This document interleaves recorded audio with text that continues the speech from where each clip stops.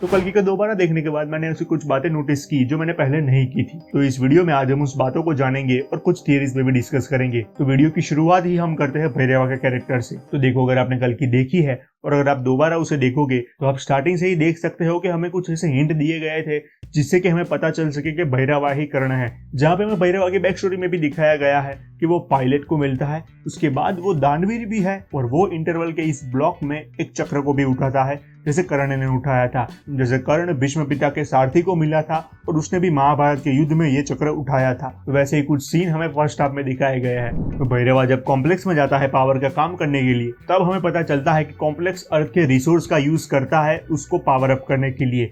और वही शायद भैरवा अपना पावर का काम ठीक से नहीं करता और वो कॉम्प्लेक्स की सैर करने निकल जाता है।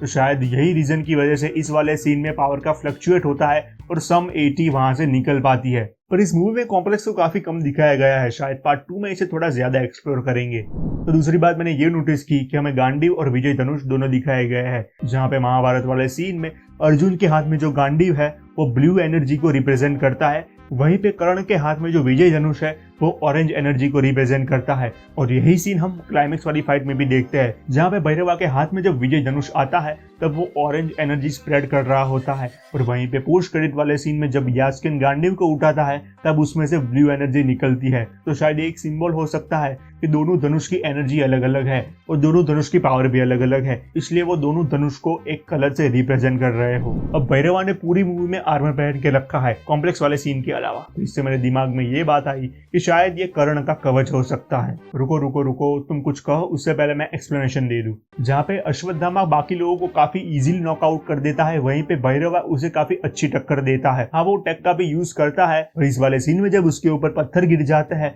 फिर भी उसे एक खरोच भी नहीं आती और वो ऐसे खड़े हो जाता है जैसे मानो कुछ हुआ ही ना हो। तो शायद इसी वजह से मुझे लगता है कि ये जो आर्मर है वो कर्ण का कवच है। मुझे तुमसे इन्होंने पूछा क्या?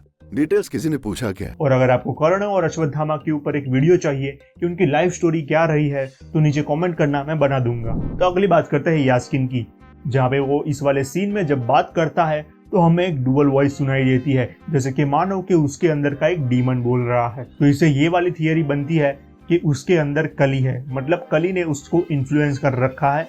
अब यास्किन इस वाले सीन में कहता है कि ह्यूमन सारे रिसोर्स को डिस्ट्रॉय कर देंगे, इसलिए वो सारे रिसोर्सेस को अपने पास सेव करके रख रहा है। तो वो सोचता है कि वो सच्चा है। अब वो क्यों, वो आप इस वाले वीडियो में चेकआउट कर सकते हो, जहाँ पे मैंने कली के अराउंड एक थियरी बिल्ड की है। बाकी यास्किन ह्यूमंस को डिफेक्टिव मॉडल समझता है और वो चाहता है कि ह्यूमंस को एक अपडेट की जरूरत है और इसी अपडेट के लिए वो इस सीरम का भी इस्तेमाल करता है जिससे कि वो ज्यादा पावरफुल बन सके। तो बाकी अगर बात कैप्टन वाले कैरेक्टर की करे तो उसे भले ही एक कैमियो के रूप में दिखाया गया है, पर एक बात आपने नोटिस की कि वो एज नहीं कर रहा। जहाँ पे भैरवा उसे मिला और जब भैरवा उसे कॉम्प्लेक्स को सौंप देता है तब दोनों ही सीन में उसकी एज में कोई डिफरेंस नहीं लग रहा, भले ही इन दोनों क्लिप में टाइमलाइन का बहुत बड़ा जंप हो। और उसे मार भी नहीं डाला है, भैरवा ने उसे कॉम्प्लेक्स को सौंप दिया है, तो शायद वो अभी भी कॉम्प्लेक्स में हो। तो इतनी कुछ बात थी जो मैंने नोटिस की कल की मूवी में। और कल की जो ओटीटी पे रिलीज हुई है और उसमें से कुछ सीन कट कर दिए गए हैं जो कि थिएटर में थे। और अगर आपको वीडियो अच्छा लगा हो तो लाइक कर देना और चैनल को सब्सक्राइब कर देना। और अगर आपको कल की के बारे में और जानना है तो आप ये वाली प्लेलिस्ट चेकआउट कर लेना। बाकी मैं मिलता हूं आपसे अगले वाले वीडियो में, तब तक के लिए बाय।